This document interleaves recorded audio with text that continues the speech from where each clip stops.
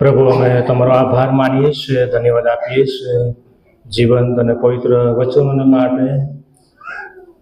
આ જીવંત અને પવિત્ર વચનો કે જે અમારા આત્માનો ઉદ્ધાર કરવાના માટે સમર્થ છે. પ્રભુ, એ વચનો તરફ અમે દ્રષ્ટિ કરવા જોઈએ ત્યારે અમારી પ્રત્યેકની સાથે તમે વાત અને વ્યવહાર કરો. પ્રભુ, એ વચનો સમજવા અને સ્વીકારવા સહાયને મદદ કરો. પ્રાર્થના પ્રભુ ઈસુ ખ્રિસ્તના નામમાં. આમેન. પહેલો થેસ્સલોનિકીનો પાવલે લખેલો પત્ર, તેનો પહેલો અધ્યાય અને 5 થી 8 વચનો જે વાંચવામાં આવ્યા તે તરફ પ્રભુનું વચન આપણે જોવા માંગીએ છીએ. વિષય છે કેવી રીતે મંડળીના સારા સભ્ય બનવું. મંડળી કે જેના હું અને તમે આપણે સભ્ય છે, અને કેવી રીતે આપણે મંડળીના સારા સભ્ય તરીકે બની શકીએ, સેવા આપી શકીએ, આગળ વધી શકીએ. નવા કરારના પુસ્તકોની વાત આવે છે. નવા કરારના પુસ્તકોમાં આ પત્ર એ પ્રથમ લખાયો. પ્રેરિત પાઉલ એ લખેલો પત્ર, અને પ્રેરિત પાઉલ ટૂંકા સમય માટે આ સ્થળે ત્યાં રોકાયો હતો. તો તેના શિક્ષણથી ખૂબ ચહલપહલ મચી ગઈ. તેના શિક્ષણથી તમે આ થેસ્સલોનિકીનો પત્ર વાંચો, એ પહેલો અધ્યાય તમે ત્યાં જુઓ તો પહેલો અધ્યાય મંડળીનો જન્મ કેવી થયો તે વિશે, બીજો અધ્યાય મંડળીની વૃદ્ધિ કેવી થઈ તે વિશે આપણને જોવા મળે છે. ત્રીજો અધ્યાય મંડળીની સ્થાપના કેવી રીતે થઈ એ વિશે આપણને જોવા મળે છે. બહુ સચોટ શિક્ષણ એ પ્રેરિત પાઉલે આપ્યું છે, અને તેના શિક્ષણથી એ ચહલપહલ મચી ગઈ. પાઉલના દુશ્મનો કહેતા કે જગતને ઉથલ પાથલ કરનારા અહીં આવ્યા છે. પાઉલના દુશ્મનો એમ કહેતા કે જગતને ઉથલ પાથલ કરનારા અહીં આવ્યા છે. મિત્રો, થેસ્સલોનિકીના વિશ્વાસી લોકો એ પ્રભુથી પસંદ કરેલા લોકો હતા, અને તેઓ મૂર્તિઓથી ઈસુ તરફ ફર્યા. પ્રભુથી દૂર હતા અને એ મૂર્તિઓથી ઈસુ તરફ પાછા ફર્યા. તેમણે ઈસુની વાત સાંભળી, ઈસુની વાત તેમણે સ્વીકારી. તેઓ પ્રભુ ઈસુ ખ્રિસ્તને અનુસરનારા થયા, ઈસુની પાછળ તેઓ ચાલનારા થયા, અને તેમની સાક્ષીથી સુવાર્તાનો ઉદય થયો. તેમની સાક્ષીથી, એમના જીવનથી, એ લોકોના કાર્યથી, જીવનથી, એમની સાક્ષીથી સુવાર્તાનો ઉદય થયો. એટલું જ નહીં, પણ બીજી મહત્વની બાબત, આ સાથે ગ્રીક લોકો મોટી સંખ્યામાં મંડળીમાં ઉમેરાયા. ગ્રીક લોકો, વિદેશી લોકો પણ મોટી સંખ્યામાં મંડળીની અંદર જોડાયા, ઉમેરાયા. મંડળી દિન પ્રતિદિન વૃદ્ધિ પામતી ગઈ. મંડળી દિન પ્રતિદિન આગળ વધતી ગઈ, વૃદ્ધિ પામતી ગઈ, અને સંગતો શરૂ થઈ, અને સારું પરિણામ જોવા મળ્યું. સારું પરિણામ આવ્યું, બદલાવ એ આવ્યો, અને લોકો પ્રભુમાં દિવસે ને દિવસે ઉમેરાતા ગયા.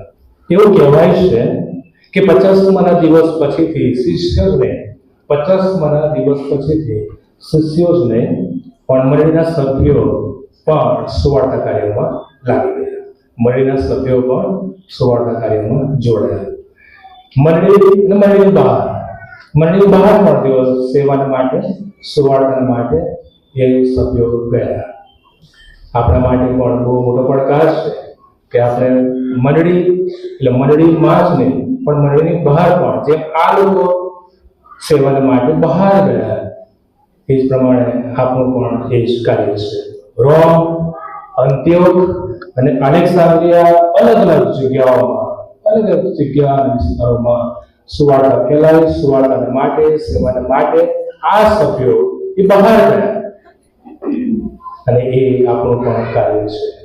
આપણે એ નમૂનો પ્રભુએ આપણને આપ્યો છે, એને અનુસરવાનું છે. યરુશલેમની બહાર વિવિધ મંડળીઓ અસ્તિત્વમાં આવી. બહારના જગ્યાઓમાં, વિસ્તારોમાં એ મંડળીઓ અસ્તિત્વમાં આવી. સુવાર્તા ગઈ, ઈસુનું નામ એ લોકો લઈ ગયા, લોકોએ ઈસુનું નામ સ્વીકાર્યું, વિશ્વાસ કર્યો, મંડળીમાં ઉમેરાયા, બાપ્તિસ્મા લીધું, મંડળીમાં જોડાયા, અને મંડળીઓ વૃદ્ધિ પામતી ગઈ. આજે આપણે આદર્શ મંડળીના કેટલાક દિવ્યો વિશે જોવા માંગીએ છીએ. પહેલી બાબત છે મંડળીના સભ્યો તારણ પામેલા અને ખાતરી મેળવેલા હોવા જોઈએ. મંડળીના સભ્યો કેવા હોવા જોઈએ? તારણ પામેલા અને ખાતરી મેળવેલા હોવા જોઈએ. 5મી કલમમાં લખ્યું છે પ્રમાણે કે સુવાર્તા શબ્દથી નહીં પણ સામર્થ્યથી અને પવિત્ર આત્માથી ઘણી ખાતરીપૂર્વક તમારી પાસે આવી. સુવાર્તા શબ્દથી નહીં પણ સામર્થ્યથી પવિત્ર આત્માથી ઘણી ખાતરીપૂર્વક કહે છે કે તમારી પાસે આવી. ભલા ભાઈ બહેનો, આજે મંડળીના ઘણા બધા સભ્યોને એ ખબર નથી કે તારણ પામવું એટલે શું, તારણ એટલે શું, તારણ પામવું એટલે શું. ઈશ્વરે મનુષ્યને બનાવ્યો, ઈશ્વરે માણસને નેક બનાવ્યો, નિર્દોષ અને પાપ રહી મનુષ્ય, પણ આદમથી એ પાપનો પ્રવેશ થયો અને પાપનો ઉદય થયો. સભા શિક્ષક નું પુસ્તક તેનો 7મો અધ્યાય અને 29મી કલમમાં લખ્યું છે પ્રમાણે ઈશ્વરે મનુષ્યને નેક બનાવ્યું છે. ઈશ્વરે મનુષ્યને નેક બનાવ્યું છે ખરું, પણ તેઓએ ઘણી યુક્તિઓ શોધી કાઢી છે. તેઓએ ઘણી યુક્તિઓ. ઈશ્વરે માણસને કેવો બનાવ્યું? તો નેક બનાવ્યું, નિર્દોષ પાપ રહિત મનુષ્ય, પણ આદમથી પાપનો પ્રવેશ થાય છે અને કહે છે કે તેઓએ ઘણી યુક્તિઓ શોધી કાઢી છે. મારા મિત્રો, પાપ એટલી હદ સુધી વધી ગયો કે જેનું શબ્દ ચિત્ર યશાયા પ્રબોધક કરે છે. અને યશાયા પ્રબોધકનું પુસ્તક તેનો 1લો અધ્યાય, તમારી પાસે બાઇબલ હોય તો ભણશો, 1લો અધ્યાય અને 2 થી 6 ની અંદર દર્શાવવામાં આવ્યું છે. પાપ એટલે સુધી વિસ્તારતું ગયો, વધતું ગયું કે જેનું ચિત્ર યશાયા પ્રબોધક આપે છે. એ આકાશનો સાંભળો, એ પૃથ્વી કાન દે, કે યહોવા બોલ્યો છે, મેં છોકરાને ઉછરીને મોટા કર્યા છે, તેઓએ તો મારી વિરુદ્ધ પિતૃ કર્યું છે. બળદ પોતાના માલિકને ઓળખે છે અને ગધેડો પોતાના ધણીને ગભાણ જાણે છે, પણ ઇસ્રાએલ જાણતો નથી. મારા લોક વિચાર કરતા નથી. અરે પાપ કરનારી પ્રજા, અન્યાયથી ગદાયેલા લોક, પાપ કરનારા સંતાન, વંઠી ગયેલા છોકરા, તેઓ યહોવાનો ત્યાગ કર્યો છે. ઇસ્રાએલના પવિત્ર દેવને ધિક્કાર્યો છે. તેઓ વિમુખ થઈને પાછા પડી ગયા છે. હજુ તમારે વધારે માર ખાવો છે કે તમે દ્રોહ કર્યા કરો છો? આખું માથું રોકે છે અને આખું હૃદય નિકળ છે. એટલી હદ સુધી પાપ વધતું ગયું કે જેનું શબ્દ ચિત્ર યશાયા પ્રબોધક યશાયા 1 અને 2 થી 6 એનું વર્ણન કરવામાં આવ્યું છે. યશાયા 64મો અધ્યાય અને 6મી કલમ, ત્યાં લખ્યું છે કે અમે સર્વ અશુદ્ધ થયા છીએ, અમારા સર્વ પુણ્ય કર્મ મેલા ચિત્રાસ સમાન છે. અમારા સર્વ પુણ્ય કર્મ કેવા છે? મેલા ચિત્રાસ સમાન. હા, ચારે તરફથી એ બુરા સંભળાય છે, ચારે તરફથી અવાજ સંભળાય છે કે બચાવો, બચાવો, અમને પાપથી બચાવો. માણસ એ પાપના કારણથી રોગમાં, માણસ એ પાપના કારણથી માનસિક મૂંઝવણમાં, આર્થિક તકલીફમાં, સામાજિક રીતે કૌટુંબિક બાબતોમાં હંમેશા કચડાતું ગયું છે, હંમેશા કચડાતું ગયું. નવા કરારમાં લુકની સુવાર્તા 18મો અધ્યાય 18મી કલમ, એક અધિકારીનો પોકાર છે, સહાય કરો. એક અધિકારીનો પોકાર છે કે અનંત જીવનનો વારસો પામવા માટે હું શું કરું? એનો પોકાર છે. કૃત્યો 16મો અધ્યાય, બંદીખાનાનો દરોગો પોકાર કરે છે. એ આપઘાત કરવા માટે તલવાર ઉઠાવે છે, પ્રયત્ન કરે છે અને પોકાર કરે છે, ઓ સાહેબ, તારણ પામવા માટે મારે શું કરવું? તારણ પામવા માટે શું કરવું? તેવાની સુવાર્તા 12મો અધ્યાય, ગ્રીક વિધર્મીનો પોકાર છે કે સાહેબો, અમે ઈસુના દર્શન કરવા માંગીએ છીએ, અમે ઈસુના દર્શન કરવા માંગીએ છીએ. કઈ કઈ બાબતો પ્રભુના વચનમાં પણ જોવા મળે છે. ચારે તરફ ના પોકાર દયાજનક છે. બચાવો, બચાવો. માણસ છુટકારો જન્મે છે, મુક્તિ આઝાદી જન્મે છે. પાપ એ જ સર્વ દુઃખનો એ મૂળ છે. પાપ એ મૂળ છે. છુટકારો પામવા મારા ભાઈઓ નવા જીવનની જરૂર છે. નવો જન્મ, નવું જીવન, જૂનું માણસ પણ એ મારી નાખીને નવા જીવનની શરૂઆત કરી જીવન એ જીવે છે. એનું નામ જ તારણ, એનું નામ જ તારણ. તારણ પ્રાપ્ત કરવા આપણને તારણાની જરૂર છે. મોક્ષ, તારણ, ઉદ્ધાર, બચાવવા માટે મારે તમારે તારણાની જરૂર છે. ઈસુ એકલો જ તારણા છે. એવા 3:16 કેમ કે દેવે જગત પર એટલી બધી પ્રીતિ કરી કે પોતાનો એકાકી દીકરો આપ્યો. એ સારો જે કોઈ તેના પર વિશ્વાસ કરે તેનો નાશ ન થાય, પણ તે અનંત જીવન પામે. ઈસુ ખરો એકલો જ તારણા છે. માથી 1:21 તો તેનું નામ ઈસુ પાડશે, જે પોતાના લોકોને તેઓના પાપથી તારશે. તે એ છે જે પોતાના લોકોને પાપથી તારશે. તારનાર એ જ છે. પ્રભુ ઈસુ ખ્રિસ્ત કહે છે કે નિયમશાસ્ત્ર પ્રમાણેના કાર્યો કરવાથી તારણ થતું નથી. નિયમશાસ્ત્ર પ્રમાણેના કાર્યો કરવાથી તારણ થતું નથી. આ સંપૂર્ણ બદલાવ અને નવા બનવા દ્વારા જ હું અને તમે પ્રભુના રાજ્યમાં અને સ્વર્ગમાં આપણે પ્રવેશ મેળવી શકીએ છીએ. મિત્રો, ઘણા માને છે કે મંડળીમાં ભાગ લેવાથી, મંડળીમાં હાજરી આપવાથી અથવા તો ભાગ લેવાથી પોતે ઈશ્વર સાથે સીધા સંબંધમાં છે અને અમે બરોબર છે. પણ બાઇબલ શું કહે છે? પ્રભુનું વચન શું જણાવે છે? બીજો કોરિન્થીઓ 13મો અધ્યાય અને 5મી કલમ. બાઇબલ શું કહે છે? વચન કહે છે કે તમારી તપાસ, તમારી પરીક્ષા પોતે કરો કે તમારામાં વિશ્વાસ છે કે નહીં. ઈસુ આપણામાં છે કે નહીં તેની તપાસ મારે પોતે કરવાની છે, આપણે પોતે કરવાની છે.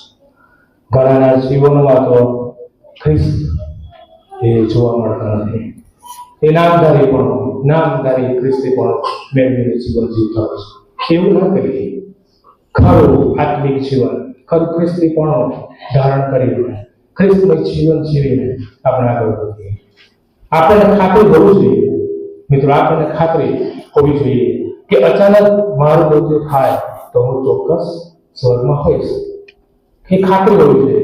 એ ખાતરી ત્યારે જ થાય કે જ્યારે હું ઈસુ ખ્રિસ્ત પ્રમાણેનું જીવન જીવતો હોઉં ત્યારે. અને એના માટે જે ગુણો છે, પવિત્ર આત્માના એ ફળો આપણામાં દેખાવા જોઈએ. નમ્રતા, માફી, દયા, પ્રેમ, અધીરતા, આ બધી બાબતો હોવી જરૂરી છે. તારનાર પ્રભુ ઈસુ ખ્રિસ્ત છે. અને તારણ એ ખરીદાતું નથી, વેચાતું લેવાતું નથી, ખરીદાતું નથી. એ તો ઈશ્વરનું દાન છે. એફએસી 2:8 લખ્યું છે પ્રમાણે એ તો પ્રભુનું દાન છે. તારણ મતલબ કે જીવનનું બદલાવ. તારણ એટલે કે જીવનનું બદલાવ. પાપનું ભાન થવું. તારણ એટલે કે પાપનું ભાન થવું. તારણ એટલે માફી માંગવી, પસ્તાવો કરવો, પાપથી પાછળ કરવું, સમર્પણ કરવું અને ઈસુને તારણા તરીકે સ્વીકારવા. બધા ભાઈઓ, તારણ એ દૈનિક જીવન અને અનંતકાળનું ઈશ્વરનું જીવન છે. એ નવું જીવન છે. પ્રભુ એ નવું જીવન અને અનંતકાળનું જીવન આપવા માટે આ જગતમાં આવ્યા. આ જીવનને સંતાડી રાખવા માટે નહીં, આ જીવનને સંતાડી રાખવા માટે નહીં, પણ વૃદ્ધિ પામવા માટે, ઈશ્વરને પ્રગટ કરવા માટેનું આ જીવન છે. પ્રભુએ આપણને જીવન આપ્યું છે એ સંતાડી રાખવા માટે નહીં. એ તારણ ઉદ્ધાર થયો છે એને છુપાવી રાખવા માટે નથી, પણ એને શું કરવાનું છે? પ્રગટ કરવાનું છે. જેમ આ થેસલોનિકેના પત્રમાં લખ્યું છે 1લો અધ્યાય, મંડળીનો જન્મ, મંડળીની વૃદ્ધિ કેવી થઈ એ આ પ્રમાણે થયો. એ લોકો ઈસુ પર વિશ્વાસ કર્યો, મૂર્તિ પૂજાનો ત્યાગ કર્યો, ઊંડી બાબતનો ત્યાગ કર્યો, ઈસુની પાછળ ચાલવા લાગ્યા. અને એટલું જ નહીં, એ લોકો મંડળીમાં ઉમેરાયા એટલું જ નહીં, એ લોકો બહાર ગયા અને ઈસુનું નામનો ફેલાવો કરવા લાગ્યા. આ બાબત મારે તમારે કરવાની છે. વૃદ્ધિ પામવાનું છે. ઈશ્વરને પ્રગટ કરવા માટેનું આ જીવન છે. ઈશ્વરને પ્રગટ કરવા માટેનું જીવન, વધામણીની વાત આપણે લોકોની આગળ લઈ જવા માટેનું આ જીવન પ્રભુ આપણને આપ્યું છે. તમારા ભાઈઓ, આજે આપણી સાક્ષી કેવી છે? ખ્રિસ્તી વ્યક્તિ તરીકેની મારી તમારી સાક્ષી કેવી છે? હું ખરેખર તારણ પામ્યો છું કે પામી છું? આપણે પોતાને પ્રશ્ન પૂછી કે શું હું ખરેખર તારણ પામ્યો છું? શું ખરેખર મારા જીવનમાં એક ખ્રિસ્ત જીવે છે? આપણા વિશે શું વિચારીએ? બીજી બાબત, મંડળીના સભ્યોએ મંડળીમાં વિશ્વાસુ રહીને ભાગ લેવો જોઈએ. મંડળીના સભ્યોએ મંડળીમાં વિશ્વાસુ બનીને ભાગ લેવો જોઈએ. હિબ્રુના પત્ર 10મો અધ્યાય અને 25મી કલમમાં કહે છે કે એકઠા મળવાનું તમે પડતું ના મૂકો, એકબીજાનો વિચાર કરો. આપણે એકબીજાનો વિચાર કરીએ, એકબીજાને ઉત્તેજન આપીએ, પ્રભુ ઈશ્વરની પાસે આપણે લોકોને લાવીએ. આ ખ્રિસ્તી જીવન એ તો સંગતનું જીવન છે. ખ્રિસ્તી જીવન એ તો એકઠા મળવાનું જીવન છે. એકઠા મળવાનું સ્થળ કયું? એ તો કાલવરી વધસ્થળ. અને ખ્રિસ્તી જીવન એ સંગતનું જીવન. તારા ભાઈ આજના ઘણા ખ્રિસ્તીઓ એ સ્વાદ વગરના મીઠા સમાન છે, જેમણે પોતાનો સ્વાદ એ ગુમાવી દીધો છે. પોતાનો સ્વાદ ગુમાવી દીધો છે. આ પ્રભુનું વચન છે. પ્રભુના વચનોમાં પાપોની યાદી આપવામાં આવી છે. બુંડાઈના કામો, અશુદ્ધતા અને એ બધી બાબતો જે પ્રભુને પસંદ નથી, પાપોની યાદી જે આપવામાં એ બધાનો ત્યાગ કરવો અને ઈશ્વરની પાછળ ચાલો. કદાચ તમે એવું કહેશો કે ભાઈ હું આવો નથી, અથવા હું આવી નથી, અથવા મારામાં આવું નથી, હું આવું કરતી નથી, અથવા જો કરતો નથી. કદાચ આપણે એવું કહીએ, પ્રશ્ન આપણી સામે છે. આપણે વિચારીએ, ખ્રિસ્તી હોવું એટલે શું? ખ્રિસ્તી હોવું એટલે શું? ખ્રિસ્તી હોવું એટલે શું? એ બાપ દાદાઓથી પહેલી, બીજી, ત્રીજી, ચોથી પેઢીથી આપણે જન્મ લીધો અને ખ્રિસ્તી કુટુંબમાં જન્મ્યા અને ખ્રિસ્તી તરીકે ઓળખાય છે. શું એટલું પૂરતું છે? ના. ખ્રિસ્તી હોવું એટલે શું? શું તાત્કાલિક બદલાવ? ના. ખ્રિસ્તી હોવું એટલે ખ્રિસ્ત સમાન બનતા જવાની રોજિંદા જીવનની એ પ્રક્રિયા છે. રોજિંદા જીવનની પ્રક્રિયા. સીધા આપણે સંપૂર્ણ બની જતા નથી, બરાબર? એ ધીમે ધીમે સ્ટેપ બાય સ્ટેપ આપણે આગળ વધીએ છીએ. ધીમે ધીમે એ વિશ્વાસમાં વધારો થાય છે. આપણે પ્રભુમાં આગળ વધતા જઈએ છીએ. એક દિવસનું કામ નથી, રાતોરાત બધું થઈ જતું નથી, પરંતુ ધીમે ધીમે પ્રભુમાં વૃદ્ધિ પામતા જવાની વાત. માથુની સુવાર્તા 18મો અધ્યાય 20મી કલમમાં લખ્યું છે પ્રમાણે કે જ્યારે તમે ચર્ચમાં આવો છો, પ્રભુ ઘરમાં આવો છો, ત્યારે તમે પ્રભુની આજ્ઞાનું પાલન કરો છો. હા, આપણે પ્રભુના ઘરમાં આવીએ છીએ ભજન કરવા માટે, પ્રભુની આજ્ઞાનું અમે પાલન કરીએ છીએ અને એ સારી બાબત છે. ઈસુ ખ્રિસ્ત પોતે એ નિયમિત ધોરણે એ આરાધનાલયમાં જતા અને સંગતમાં મળતા ભાગ લેતા. એમણે આપણને નમૂનો આપ્યો છે અને એ નમૂનાને આપણે અનુસરીએ. આજે કેટલાકને માટે મળીનું મહત્વ એ ઓછું છે. મળીનું મહત્વ કેટલાકને માટે ઓછું છે. કદાચ ઘણા બધા ચર્ચમાં નહીં પણ હોય, કારણોસર કદાચ બહાર બીજી કોઈ જગ્યાએ, પણ રવિવારનો આ સમય 1 કલાક કે 2 કલાકનો સમય આવો આપણે પ્રભુને માટે કાઢીએ એ જરૂરી છે. કેટલાકને માટે મને મહત્વ ઓછું છે. ભક્તિ સભામાં હાજરી નહીં આપી, અનિયમિતતા, હવે નહીં જઈએ તો પણ ચાલશે. 1 કે 2 રહેવા નહીં ગયા તો પણ ચાલશે. પ્રસંગોપાત જઈશું તો પણ ચાલશે. આપણે બાળકોને અર્પણ માટે, આપણે બાળકોને બાપ્તિસ્મા માટે લાવીએ છીએ, પણ કદી તેમને આપણે સંડે સ્કૂલમાં મોકલતા નથી, કદી તેમને આપણે સંડે સ્કૂલમાં લઈ જતા નથી, બેસાડતા નથી. આપણા નામો મળીના દફતરમાં બહુ સારા અક્ષરથી છપાયેલા હોય, લખાયેલા હોય, છતાં અવિશ્વાસી અને વિદેશી જેવું જીવન જીવતા હોઈએ છીએ. આપણે મળેલાને દાટવાના માટે લઈ જઈએ છીએ કબ્રસ્તાન, પણ આપણા પોતાના મરણની તૈયારી વિના ખરાબ જીવન જીવવાનું આપણે ચાલુ રાખીએ છીએ. મળેલાને દાટવા આપણે લઈ જઈએ છીએ, પણ આપણા પોતાના મરણની તૈયારી વિના ખરાબ જીવન ચાલુ રાખીએ છીએ. આ તરફ દૂધમાં અને દહીંમાં ઘણી વખત આપણે એવું જીવન જીવીએ છીએ. મળીથી દૂર રહેવા. આપણે મળેલી ભક્તિ સભામાં ભાગ લેવા કરતા ઘરે બેસીને એક ટેલિવિઝન પર, ટીવી પર અન્ય સેવકોના સંદેશ સાંભળીએ છીએ. ખોટી બાબત નથી, સારી બાબત છે, પણ સૌથી પ્રાથમિકતા પ્રભુના ઘરમાં હું તમે આપણે આપીએ. મળીના પાળક કરતા બીજા સેવકોને વધારે મહત્વ આપીએ છીએ. બીજે જવાની જરૂર નથી, બીજે જવાની જરૂર નથી. આપણી ફરજ, આપણી જવાબદારી આપણે અદા કરીએ. જ્યાં છે ત્યાં પ્રભુએ આપણને જ્યાં મૂક્યા, જે મળીને આપણને સભ્ય બનાવ્યા, વિશ્વાસુ બની રહીએ. આ પ્રભુને મળીને હું તમે વફાદાર આપણે બનીએ. ત્રીજી બાબત, મળીના સભ્યોમાં સાતત્ય હોવું જોઈએ. ભલા ભાઈ બહેનો, હાલની મળીની સૌથી મોટી સમસ્યા એ છે કે સભ્યોમાં સાતત્ય રહેલું નથી. સભ્યોમાં સાતત્ય નથી. નિષ્કાળજી છે અને બેદરકારી છે. અને માટે મળેલી સાક્ષીને એ ઝાંખો લાગે છે. આજે ઘણા બધા ખ્રિસ્તીઓ એ તહેવારીય બની ગયા છે. તેઓમાં કોઈ પણ પ્રકારનું ઊંડાણ હોતું નથી. ખ્રિસ્તી વિશ્વાસને એ ઘણા બધા ભાઈ બહેનો ગંભીરતાથી લેતા નથી. આત્મિકતા જોવા મળતી નથી. બાઇબલ વાંચન, પ્રાર્થના, સંગત, સુવાર્તા અને પ્રભુનો વધસ્તંભ પ્રભુ આવી બાબતો વિશે શું આપણે આત્મિક જીવનમાં આગળ વધવાનું છે, આગળ કુછ કરવાની છે. પ્રભુ ખ્રિસ્તે મંદિરની સ્થાપના કરી છે. આ મંદિરની સ્થાપના એ તો પ્રભુ ખ્રિસ્ત છે. અને માટે માથીની સુવાર્તા 16મો અધ્યાય 18મી કલમમાં કહે છે પ્રમાણે હું મારી મંડળી બાંધીશ અને તેની સામે હાડેસનું જોર ચાલશે નહીં. હું મારી મંડળી બાંધીશ, તેની સામે હાડેસની સત્તાનો જોર ચાલશે. મંડળી એક્લેસિયા એટલે કે પ્રભુના પસંદ કરાયેલા વિશ્વાસી સમુદાય લોકો ખ્રિસ્તી મળીનો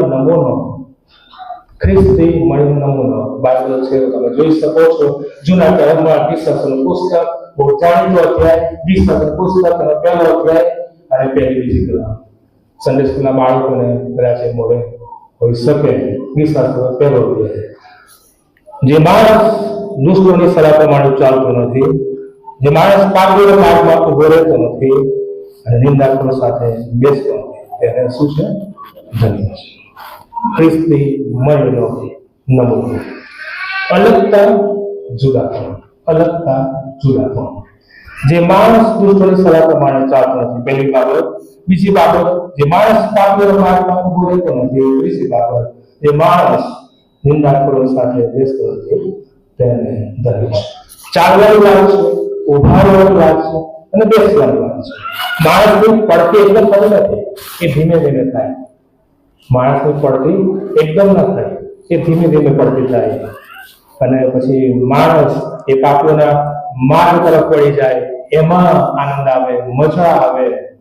અને પછી ઉભા રહે, પછી બેસે અને પૂરી યોજનાઓ બનાવે અને પછી અમલમાં મૂકવામાં આવે. નવા કરારમાં પેલા ફરીસીની માગો, પેલો ફરીસી એમ કહે છે કે હું તો ભાઈ પ્રભુ હું તો સારો છું, મારી બાજુમાં પેલો ઉભો છે એ નકામો છે, હું તો બહુ સારો છું, નિયમ શાસ્ત્ર પ્રમાણે જે પણ કરવાનું બધું જ કરું છું, આપું છું, કરું છું. હું ક્યાં બીજા જેવો ખરાબ છું, ચોર છું, ખૂની છું, વ્યભિચારી છું, હું જૂઠો છું? ના, હું બીજા જેવો નથી, હું તો સારો છું. બધા ભાઈ બહેનો, આપણે જાગૃત રહીએ, આપણે સાવચેત બનીએ. આપણા સંબંધો અને આપણી પ્રવૃત્તિ વિશે આપણે કાળજી રાખીએ. આપણી ભાષા, આપણો દેખાવ, આપણું વર્તન અને આપણો સ્વભાવ ખ્રિસ્તી બાળકો તરીકે એ ખૂબ એ જરૂરી છે. જૂના કરાર તરફ આપણે જોઈએ. ઘણા ઇઝરાયેલી લોકો, ઇઝરાયેલ પ્રજા એ આવા સ્વભાવ અને વર્તનથી માર્યા ગયા.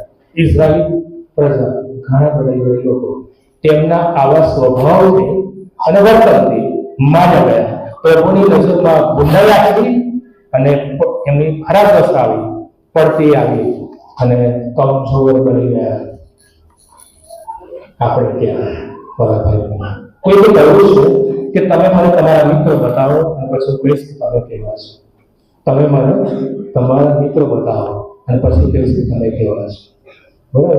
એ તરત ઓળખાઈ આવે છે કે એનો મિત્ર કેવો છે, તો આ વ્યક્તિ પણ કેવો હશે. બાઇબલ વાંચવાથી, મનન કરવાથી, વાંચવાથી માણસ એ સારો ને ભલો બની જશે તેવું નથી. જ્યાં સુધી માણસના સ્વભાવ બદલાણ, સંપૂર્ણ બદલાણ અને પરિવર્તન ન થાય અને માણસ પોતાને બદલવાનો પ્રયત્ન ન કરે ત્યાં સુધી આ કામો અસત્ય છે. બીજી કલમમાં બહુ સરસ કહે છે, પણ યહોવાના નિયમ શાસ્ત્રથી તે હર્ષ પામે છે. પ્રભુના વચનોની ભૂખ, પ્રભુના વચનોની ભૂખ મનુષ્ય શરૂઆતની મંડળીમાં એ એકતા યુનિટી હતી. શરૂઆતની મંડળી એ વૃદ્ધિ પામનારી મંડળી હતી. શરૂઆતની મંડળી એ પ્રાર્થના કરનારી મંડળી. પ્રાર્થના સંગતમાં હું તમે આપણે જઈએ છીએ, ભાગ લઈએ છીએ, અન્ય સંગતોમાં આપણે ભાગ લઈએ છીએ. મિત્રો, આપણી મંડળી વિશે શું? આપણી મંડળી વિશે શું? લોકો આપણને જોઈએ કે તેનું જીવન ઈશ્વરને મળતું આવતું નથી. લોકો આપણે જુએ છે કે આ લોકોનું જીવન ખ્રિસ્તી તરીકે ઓળખાય છે, પણ ઈશ્વરને કંઈક મળતું આવતું નથી. અને માટે વચન બહુ સરસ કહે છે, માટેની સુવાળવા 12 અધ્યાય 37 કરવાનું વચન કહે છે કે તારી વાતોથી તો ન્યાય ઠરાવાશે અને તારી વાતોથી તો અન્યાય પણ ઠરાવાશે. તારી વાતોથી તો ન્યાય ઠરાવાશે અને તારી વાતોથી તો અન્યાય પણ ઠરાવાશે. એ વચન આપણને કહે છે કે નકામા શબ્દોનો પણ જવાબ આપણે આપવો પડશે. આવો આપણું જીવન સાક્ષી બનાવીએ અને પ્રભુનું જીવન જીવીએ. બીજી બાબત, મંડળીના સભ્ય આપના હોવું જોઈએ. બીજો કોરિન્થી 9 અધ્યાય 7 કરવાનું. ખેલથી ફરજિયાત નહીં, પણ ખુશીથી આપનાને બે ઉચ્ચાર છે. મંડળીના સભ્યો તરીકે મારી ફરજ, આપણા દરેકની ફરજ એ આ છે કે જે આપણે કરવાનું છે તે આપનાર પણ હોવા જોઈએ. દાન આપવામાં રહેલો જે આનંદ છે, જે આશીર્વાદ છે, તે આપણે પ્રાપ્ત કરીએ. નિર્ગમન 34 અને 20 કલમમાં કહે છે કે મારી આગળ કોઈ ખાલી હાથે હાજર ન થાય. પ્રભુની સેવા અને મંડળીની વૃદ્ધિ માટે આનંદથી, ખુશીથી આપણે અર્પણ કરીએ. હૃદયથી અને મનથી આપણે અર્પણ કરીએ. સેવામાં દાનની જરૂરિયાત રહેશે, જરૂર પડશે. સેવામાં દાનની જરૂરિયાત પડવાની છે. એક કુટુંબ વિશે વાત આપવામાં આવે છે. એક કુટુંબમાં એકનો એક દીકરો હતો. એકનો એક દીકરો ખૂબ પોતાની. પિતા રોજ નોકરીએથી આવે, સાંજે નોકરી કરીને સાંજે ઘરે આવે અને છોકરો તરત દોડીને પિતાની પાસે આવે, પપ્પા શું લાવ્યા? માંગ્યા કરે, રોજ માંગણી કરે. જો પિતા છોકરા માટે કઈ વસ્તુ ના લાવ્યા તો આવી જ બધી, જો વસ્તુ ના લાવ્યા તો આવી જ બધી. એક વખતની વાત છે, એક વખત છોકરો ભયંકર બીમાર પડ્યો. એટલે સુધી કે મરણ સુધી મરણ સુધી આવી ગયો. અને છેલ્લો સમય હતો અને છેલ્લે એ પિતાની સાથે એ બેઠો છે. પિતાની સાથે વાત કરતા કહે છે કે પપ્પા, હવે હું કંઈ પણ વસ્તુની માંગણી કરીશ નહીં. પપ્પા, હવે હું કંઈ પણ વસ્તુ તમારી પાસેથી માંગીશ નહીં. એમ કહીને એ મરણ પામ્યો. મારા ભાઈ બહેનો, છોકરો જીવ્યો ત્યાં સુધી તેની માંગણીઓ રહી કે પપ્પા મારે આ જોઈએ છે, પપ્પા મારે ફલાણો જોઈએ છે. મર્યા પછી કશું એને માંગ્યું નહીં, બંધ થઈ ગયું. કહેવાનો મતલબ એ છે, મંડળી જીવંત છે, હયાત છે, મંડળી વૃદ્ધિ પામે છે, મંડળી અસ્તિત્વમાં છે ત્યાં સુધી મંડળીને અન્ય વસ્તુઓની જરૂર પડશે. દાનની જરૂર પડશે. બંધ થઈ ગયા પછી કોઈ વસ્તુની, નાણાંની જરૂર પડતી નથી. ઈશ્વર આશીર્વાદો આપનાર પ્રભુ છે. નાના છોકરાએ ઈશ્વરને 5 રોટલી અને 2 માછલી આપી. નાના છોકરાએ એની પાસે જે હતું એ સ્વામીને અર્પણ કર્યું અને પરિણામ શું આવ્યું? ઈશ્વરે મોટી મિજબાની ઊભી કરી, આશીર્વાદ બની ગયો. મિત્રો, આપવાની બાબતમાં હું ક્યાં છું? આપવાની બાબતમાં આપણે ક્યાં છે? ચોથી બાબત, મળીના સભ્યને એકબીજાને સહકાર આપવો, એકબીજાને સહકાર. મિત્રો, પ્રાચીન મંડળી એક પ્રાણ અને એક આત્મા હતી. પ્રાચીન મંડળી એક પ્રાણ એક આત્મા. એ નવા કરારની મંડળીઓ તમે જુઓ, શરૂઆતની મંડળીઓ પોતાનું જે હતું બધું જ અર્પણ કરી દેતા હતા. સંવાદો હતો અને એકઠા મળતા હતા, સંકલ્પ મળતા હતા. એ બધી બાબતો આપણે જોઈએ છીએ વચનમાં. અને તેઓ સમર્પિત અને બલિદાન થવા માટે પણ તૈયાર હતા. આપણા વિશે શું? આજે તો આપણામાં જ એ યુનિટી નથી. આપણામાં જ પક્ષાપક્ષી છે, આપણામાં જ ખેંચતાણ છે. મંડળી પ્રત્યેની આપણી જવાબદારી અને કાર્ય વિશે વિચારીએ. એકબીજા માટે આપણે પ્રાર્થના કરવાની છે, એકબીજાના બોજને આપણે ઉંચકી લેવાના છે, એકબીજાને મદદ કરવાની છે, ઉત્તેજન આપવાનું છે, શિક્ષણ આપવા રહેવાનું છે અને સેવામાં જોડી રહેવાનું છે. હા, આપણે સભ્યો તરીકે બીજા માટે આશીર્વાદનું માધ્યમ બનીએ એવી પ્રભુ અપેક્ષા અને ઈચ્છા રાખે છે. પ્રભુની કૃપાને યાદ કરતા, પ્રભુની કૃપાને સંભાળતા આવું આપણું જીવન સ્વામીને અર્પણ કરીએ. અને જે મંડળીના પ્રભુ આપણને સભાસદ બનાવે, સભ્ય બનાવે છે, આવો આપણે આપણી મંડળીને વફાદાર અને વિશ્વાસુ બની રહીએ. આપણી આત્મતપાસ કરીએ કે આજે હું કહેશું આપણે મળીને કેવા પ્રકારના સભ્ય છે. આપણી જાતનો પ્રશ્ન પૂછીએ કે આપણે મળીને કેવા પ્રકારના સભ્ય છે. હા, એ પ્રભુ ઈસુ ખ્રિસ્તમાં મારું જીવન કેવું છે? શું ઈસુ ખ્રિસ્ત મારા જીવનમાં જીવે છે? મારું જીવન કેવું છે? પ્રાર્થના કરીએ. પ્રભુ, આભાર માનીએ છીએ આ વચનને માટે. પ્રભુ, આભાર માનીએ છીએ એ વચનો દ્વારા અમારી સાથે તમે વાતનો વ્યવહાર કર્યો છે. પ્રભુ, આભાર માનીએ છીએ આ મૂલ્યવાન અને શ્રેષ્ઠ જીવનને માટે. એટલું જ નહીં, પણ પ્રભુ તમે અમારું તારણ કર્યું, અમારો બચાવ કર્યો અને પ્રભુ તમારા વાળાને સ્થાપિત કર્યો. તમારા બાળકો તરીકે આજે ઓળખાઈએ છીએ. એટલું જ નહીં પિતા, પ્રભુ તમે અમને તમારી મંડળીના સભાસદો બનાવ્યા, સભ્યો બનાવ્યા અને પ્રભુ તમે જે માન અમને આપ્યું છે એને માટે આભાર માનીએ છીએ. અને ભલા પ્રભુ અમારી પ્રાર્થના છે મંડળીના સભ્યો તરીકે અમે જ્યાં પણ છીએ ત્યાં વફાદાર બની રહીએ, વિશ્વાસુ બની રહીએ અને સેવામાં પ્રભુ બનીએ. પ્રભુ અમારી પ્રાર્થના છે તમે આધીન જીવન જીવવા માટે અમારી સહાયની મદદ કરો અને પ્રભુ આત્મિક જીવન જીવવા માટે પણ તમે અમને કૃપા આપો. અમારા જીવનનું નવેસરથી સમર્પણ અમે તમને કરીએ છીએ. અમને સ્વીકાર કરો. પ્રાર્થના પ્રભુ ઈસુ ખ્રિસ્તના નામે. આમેન.